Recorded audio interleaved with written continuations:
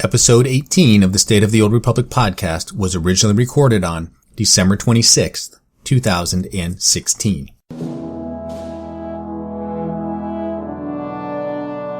It's the State of the Old Republic podcast.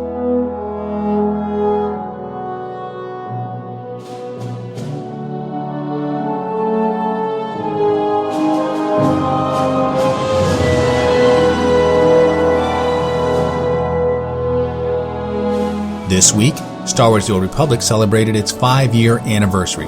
I'll share some memories and take a look back at the months leading up to the game's release and beyond.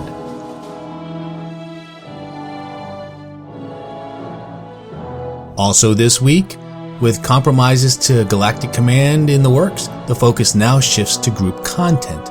I'll talk about operations and why the game needs group content.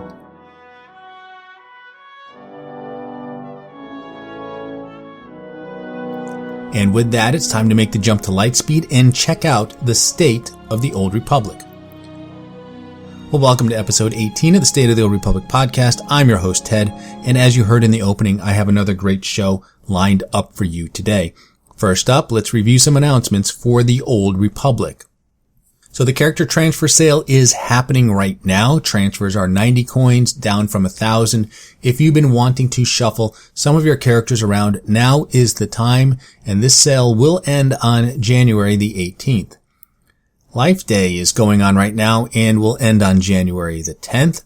Also, SWTOR's 5-year anniversary celebration is going on, and you can head to your fleet to be sure and buy all of the gifts available for this year's event. And this year's gifts include artwork of all the loading screens for every expansion and the game's initial launch. There is a new Party Jawa and a Senya Holo Statue skill trainer, and you can purchase the Coruscant and Dromankah strongholds for 5 credits each. Now, regarding the artwork, you can have, I think, a maximum of 50 of each of the pieces of art, and you can also claim them on a single character. For the Holo Statue and the Party Jawa, you'll need to grab those on all of your individual characters if you want them on all those characters. So be sure to log in with each of them, head to the fleet, and go ahead and do that. Also, for the 5-year anniversary, BioWare released the 5-year anniversary collage, and I have to say it's very cool. They actually released the full-size version, which enables you to actually zoom in to the point where you can see individual character images used to make the collage. Now, despite telling you about this for several weeks, I was very late in submitting my image to BioWare. Procrastination is my middle name, and on most days it's my first and last two. I've looked pretty hard, but I don't think I made it in there. And I've seen quite a bit of chatter from others who submitted early and often who also didn't make it. I'll keep looking, but regardless, it's a very nice tribute to 5 years of Star Wars The Old Republic. Now, one thing I did notice was that they managed to sneak in an image of Captain America, and I'm told that there is an image of a guy with his family. I haven't seen that yet. That said, if BioWare was planning to troll the collage with little Easter eggs like that, they really should have put in an image of Kefis in there. That would have been the way to go, so maybe for the 10-year they'll do that. But yeah, really big miss by not trolling us with a image or two of Kefis. So that's all the announcements I have for this week. Let's slice the HoloNet and go over the news this week. Well, we know that in game update 5.1, there's going to be 5 new uprisings, and we got a sneak peek at one of them this past week, and it's called the Trench Runner. It takes place on Denova. So does this mean the return of Kefis and a walker? Probably, but we'll have to wait and see. I mean, it does look like a very scaled down version of the explosive conflict operation. There's a tank boss and there is a walker boss. And is Kefis inside? Don't know. There's some speculation that he might actually be. Wouldn't be at all surprised if it's him. And if it's not him, then it may very well be the son of Kefis, because, it's Kefis. So there you go. But that's coming in game update 5.1, the Trench Runner Uprising. So on December 20th, Star Wars The Old Republic officially celebrated its 5-year anniversary, and I wanted to share some memories of Star Wars The Old Republic, but I wanted to focus on this period of time that I think was most exciting for the game, which was July to December of 2011. Now, if you recall, it was in July that Star Wars: The Old Republic was made available for pre-order. There was no release date announced, but it was the first realization that this game was going to happen and that it would be live soon. What I remember most is the hype and the hope that surrounded the game. Ever since World of Warcraft became a pop culture phenomenon, people had been prophesizing its demise at the hands of another MMO, and people were starting to believe that SWTOR might be the chosen one. At the very least, there were a lot of people rooting for it, and a lot of people were lining up to get in on the action. For every community site and database that WoW had, SWTOR had 3, and the game wasn't even out yet. WoW had WoW Insider, which is now called Blizzard Watch, for news and opinion articles. SWTOR had Tor Wars, Ask a Jedi, and Force Junkies, which by the way, I actually wrote for Force Junkies for a brief period of time leading up to and after launch. WoW had MMO Champion for news and updates. SWTOR had Darth Hader. WoW had Wowhead for a database site. SWTOR had Darth Hader, R2DB, SWTOR Spy, and of course Torhead. And Torhead, by the way, was a late addition. I remember when it was announced and everyone was thinking, how many database sites does this game need? And for those of you who aren't Torhead, thanks for playing, because this is obviously going to be the go-to database site, for players. In terms of personalities, WoW had Ghostcrawler as the face of its game. SWTOR had a host of developers representing their game. People like Damian Schubert, Daniel Erickson, Georg Zeller, James Olin, Gabe Amatangelo, and Stephen Reed, just to name a few. They were all out there doing videos, interviews, and just celebrating this game. And then I think in September of 2011, they started having beta weekends. I was fortunate to get into 2 of them, and people were now getting a chance to try the game early, and I think for the most part people were pretty happy with it. I know I didn't have any real issues with it, but again, I was just banging as hard as I could for that 48-hour period, and just doing as much as I could in that short period of time just to try and get the sense of the look, the feel, and everything about the game. And it was just an overall very good experience. Then on September 24th, BioWare announced that the game would launch on December 20th, 2011. So we got the release date at the end of September. And then as, we moved into October, all eyes shifted briefly to World of Warcraft and BlizzCon 2011. Now everyone knew it was an expansion announcement year for World of Warcraft. And I remember watching the announcement video, and the narrator took us through World of Warcraft's past conquests, Outland and the Burning Crusade, Northrend and the Lich King, Cataclysm and Deathwing. And then the scene shifted to a never-before-seen land. It was peaceful and pastoral. The music was calm and sort of oriental in nature. The video then reached its climactic moment when out of the sky fell this giant, fat panda. And I had this Charlton Heston from Planet of the Apes moment where I thought, they blew it up. Damn you all to hell, and congratulations, Star Wars: The Old Republic. The king is dead. Long live the new king. Because that was sort of the feeling, like when you saw pandas, and you said, really? Pandas? You just couldn't help but feeling like World of Warcraft had jumped the shark, and the gaming world was ready for a new MMO king. And the table was set, and on December 13th, they rang the dinner bell, and everyone was invited to feast, because that's when those who had pre-ordered were granted early access to the game. And feast we did, which was part of the problem, right? Because players got to 50 much faster than was expected. The end game wasn't quite ready. And then also the game just sort of lacked some expected features like a group finder, the ability to modify the UI. There was a legacy system, but all it was a giant XP bar. And even with the early access is where we sort of had a few glitches, right? Because if you recall, access was granted in waves, and it was kind of predicated on how early in the process did you pre-order the game. And so not everybody got in on minute 1 of day 1. So it was a very successful launch, I have to say. I was highly regarded.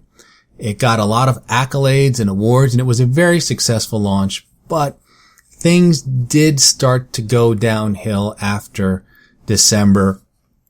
And I remember in March of 2012, they invited a couple of hundred players to Austin, Texas for what was called the Guild Summit. Now, I had the good fortune to attend and cover the event on behalf of Force Junkies. It was an unforgettable event. They really rolled out the red carpet. We saw the Phantom Menace in 3D. We got a tour of BioWare's studio, which was just utterly amazing. I remember walking in there and just wanting to steal all of the artwork on the walls and thinking, I don't know how you can fit a giant painting inside one's pants, but I am going to find out because this stuff is absolutely gorgeous and I wanted it. There was a wonderful dinner with BioWare where we went into the big dinner hall at this hotel, and, members from the BioWare staff were seated at the, individual tables. And there were people from the community team, like Jovith Gonzalez, all the way up to the doctors, the people that actually founded the company. I mean, it was all levels of the company there to sit there, dine with us, and, just have a conversation and provide feedback, talk about the game, what we liked, what we didn't like. It was just an amazing event. I mean, and the panels they had were good. I mean, although it was mostly a commercial for the upcoming game update, which was 2.1, but there were plenty of chances to just ask questions and provide feedback. And I think most people who attended left feeling very optimistic for the game. And I remember thinking it's too bad they couldn't invite the entire game population to attend, because I'm pretty sure they all would have walked away there going, all right, I'm in for life. Thank you. This is great. So it was a very good event. But then in May of 2012, things started to go south again. And a lot of people actually left BioWare. Most of the people I mentioned in the beginning, like the Damien Schuberts and those folks, they're all gone. The community sites like Darth Hater, Torhead, Ask a Jedi, Force Junkies, they're all gone.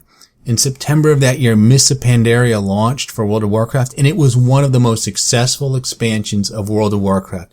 Pandas did anything but kill that game. And, Cataclysm was a very weak expansion. It wasn't well regarded. And they really actually rebounded quite well with Mists of Pandaria. And it was, the zones and everything about it were really quite good. So this wasn't, World of Warcraft wasn't dead by any stretch of the imagination. And I'm not trying to end this look back on a somber note. It's just that things have changed since the beginning and in these 5 years. And despite people leaving and other setbacks, the game is still here. You've got new developers working on it, new fan sites and podcasts and streamers. And it's, quite frankly, it's still somewhat vibrant and healthy and active and engaging community. And if anything, the game has now moved out from under the shadow of World of Warcraft, and it's become its own thing. And as the game looks to the future, it really just brings me to the next topic, which is group content and the lack thereof. As part of the 5-year anniversary, some of the folks from SWTOR have been doing the rounds and granting interviews to various sites. One interview that's caught the eye of some of the community members is one that Ben Irving did for MMORPG.com. And by the way, if you want to read a good analysis of this, check out what Zamzam had to say on her site, zamzamsays.com. And I wanted to call attention to one of the quotes that she highlighted in response to group content, and this is what Ben had to say. We've talked pretty openly, and I'm not going to do the Australian accent, by the way, so I'm just going to read the quote. We've talked pretty openly on streams that by the end of January we want to do a stream and say, hey guys, this is kind of what we're thinking for February and March, and give more information on what that group content is. But I think it could be some part of any of those things you mentioned. And those things, by the way, were flashpoints in operations, I believe. I think we just got to really understand what people are doing. Sometimes there's a difference between what people say they want and what they actually do in game. And I think that's the tricky part for us. We're listening to our players giving us feedback, but also correlating it to the data of what people are actually doing in the game to make sure we're building the right type of things. Okay, let's stop right there and back this up a few thousand feet high in the air. Before they dive into creating content, I think everybody needs to get on the same page regarding what the real issue is here, because it's only by understanding the problem that a real solution can be found. And that solution might be an operation, or perhaps it could be something entirely new to the game. But here's what I think the problem is. Players want to get together and do things with their friends. They want an excuse to log on 2 to 3 nights a week, maybe more, and do something that's fresh, engaging, challenging, but not impossible, and rewarding. And they need to be able to do this for a period of time such that when it gets old and stale and no longer fun, the next thing is ready to be rolled out. In my mind, this is the fundamental issue. This is the problem that needs to be solved. Players want to get together in game, in voice chat, and spend 2 to 3 hours having a good time. I can't say this enough, but the number one factor that goes into whether or not someone likes your game isn't the content. It's the people they play with. I mean, I know Eternity Vault is old, but if you have a group that's excited to go in there and run it every week, and if the atmosphere is light, jovial, fun, you're going to have a much better experience than the group that's doing the same thing, only begrudgingly because they want to level their galactic command. And that's a big ask, by the way, to go in there and do Eternity Vault in an atmosphere that's light, jovial, and fun. But the point is, the people you play with impact your enjoyment of the game more than any piece of content the developers can make. One of my fondest memories from the game is not killing Kephis for the first time, although that was very satisfying. No, it was a silly contest that my guild held. We went to Drummond Cost to one of these high bridges, and at the bottom of the bridge was a rock. And the person who could jump off the bridge and land closest to the rock won the prize. So yes, a night of jumping off a bridge and going splat is something that I probably will never forget. So why are operations a potential solution to this problem? Well, first, ops are all that we know. I mean, we haven't seen anything else that can really do this. And they're great because they take time, they're challenging. But here's the thing about operations. I mean, one of the things that makes them fun is figuring out how to defeat the various bosses, developing your strategy, executing your strategy, understanding what you as an individual need to do, understanding what the group as a whole needs to do. And the thing about ops is this, they get old. And so realistically, they probably have a shelf life of 4 to 6 months. And then once you have it on farm, it doesn't take long for them to get boring. So when Ben hints that they don't see people running many ops, it's because they're old. A big part of what makes them fun is figuring out how to defeat the different bosses. That no longer exists with the ops that are in the game right now. I know how to beat SOA in EV, and Kephis in EC, and Karaga in KP. The strategies haven't changed. It's just a matter of getting the new gear so that, I as a player have the power to defeat everything.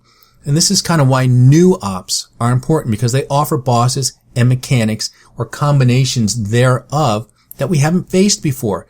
They provide, this element where the group needs to come together and figure out how to beat the new challenge. And that's why, if you aren't seeing a lot of people running the existing ops, at least outside of maybe Group Finder, it's because they're old and they don't offer really that same amount of challenge that a new operation would. And making sure the content is challenging is important, and I suppose that can be a challenge in its own right, but if the content is too easy, players get bored. If it's too hard, then players get frustrated. Of course, that's the beauty of having multiple difficulty levels, but, it needs to be designed so that it's in this sweet spot where it doesn't take too long to get through, and by the same token, you're not plowing through it on day 1, week 1, or even month 1, I suppose.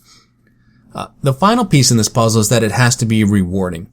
Now, traditionally, the rewards were gear, and the gear served a couple of purposes. One, it's very satisfying to get gear. It's fun getting gear.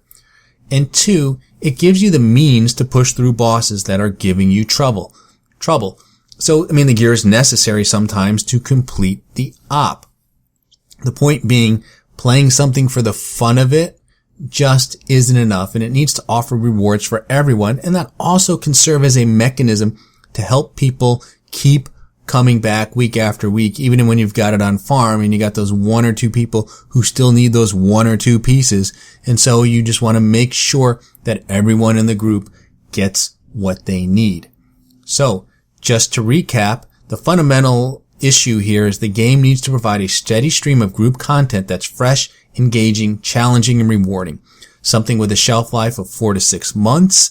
And it's something that a group can spend 2 to 3 hours on a given night doing. So are ops the answer? They have been in the past, and that's pretty much all we've known. I'd certainly be open to seeing what else BioWare could come up with that would solve the problem.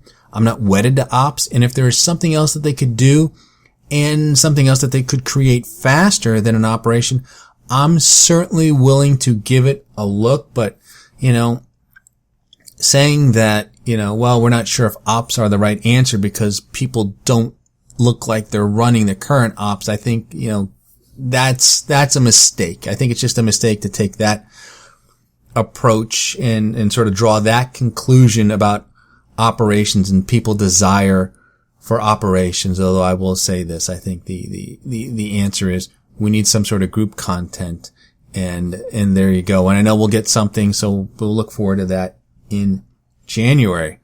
Well, heck, I'm sort of plowing through my topics for today. I don't have too much else to talk about, although, you know what, I'm going to talk about uprisings real quick and some of the things I've been doing in game. And I've talked about uprisings before, but this is just my own personal update. So first, I'm still slogging away through Galactic Command. I can get a few levels every day, but it's slow. I think I'm getting close to level 30 now, and I just can't help but feeling like I'm behind the curve.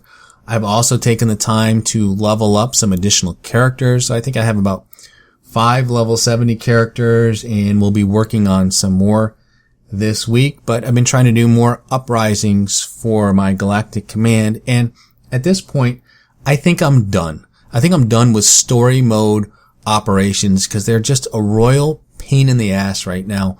And especially if you get like a group that's made up of 4 DPS. It's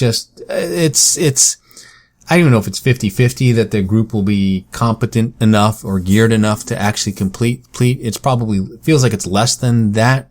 So I've actually been running veteran mode uprisings. I just started that this past weekend. I'd almost forgotten that this mode exists, and it's just so much better. I haven't really had any issues with it. I mean, my gear is slowly getting better, but here's the thing about it. Is you go in there, you've got a tank, you get a healer, and 2 DPS, and I just think that even though it's a little bit harder, the chances of success are much, much higher right now. I'm having better luck with veteran mode uprisings than I am with story mode because I don't think the story modes are appropriately tuned for people in any role, especially if you lack a tank or especially if you lack a healer, and people that are in this mix of level 65 and early level 70 gear. I just think it's too difficult for 4 random people to go in there and reliably knock those out. So I think I'm kind of done with story mode for the time being, and I'm just going to continue to run veteran mode. They